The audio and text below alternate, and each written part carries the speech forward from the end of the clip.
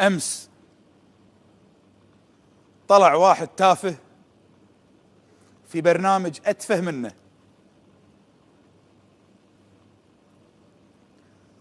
وقال له كلمة في الشيخ طلال الفهد، كلمة يجب أن أتوقف عندها. قال إن يا طلال ويا أحمد ترى ريحتكم فاحت، وحلوا المشكل وخلصونا بطريقته. طبعا هو يتهزز لأنه متعود على الطيران، متعود على الطقطقة.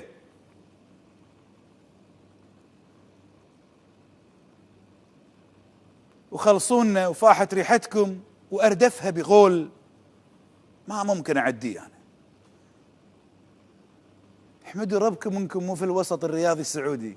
صدقك انت نسيت عطني ابو اثنين، نسيت سلطان بن فهد ايش سوى بالتليفون، نسيت اذكرك برئيس نادي النصر الراحل رحمه الله عليه ايش كان يسوي فيكم بالصحافه. الكلام مو معاك، انت بالنهايه كومبارس، تأدي دورك وتروح البيت. الكلام مو لوليد الفراج، لا، لوليد الابراهيم، شيخك الشيخ وليد الابراهيم مالك الام بي سي. اسمعني وافهمني واقرأ ما بين كلماتي. يا وليد يا ابن ابراهيم، نحن من علمناك ألف باء الإعلام،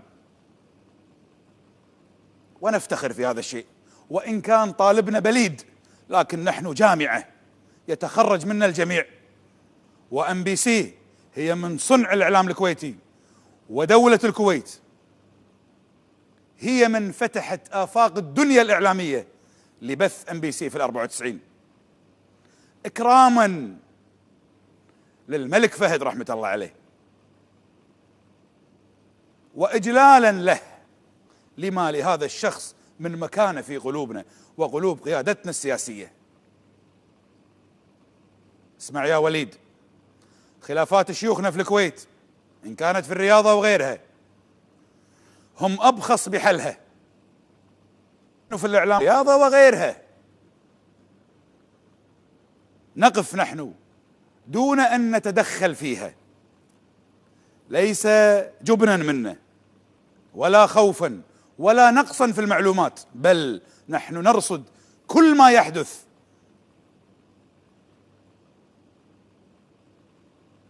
ولكن نحترم خصوصية الدول ولا نتدخل في أمر يخص أسر حاكمة فيها. احنا هالشكل مدرستنا علمتنا أن نحترم الآخرين ونصوبهم إن حادوا عن درب الصواب، فإن عدت لها عدت يا وليد يا إبراهيم. ترى الحشيمة ملك، الحشيمة حق الملك سلمان فقط.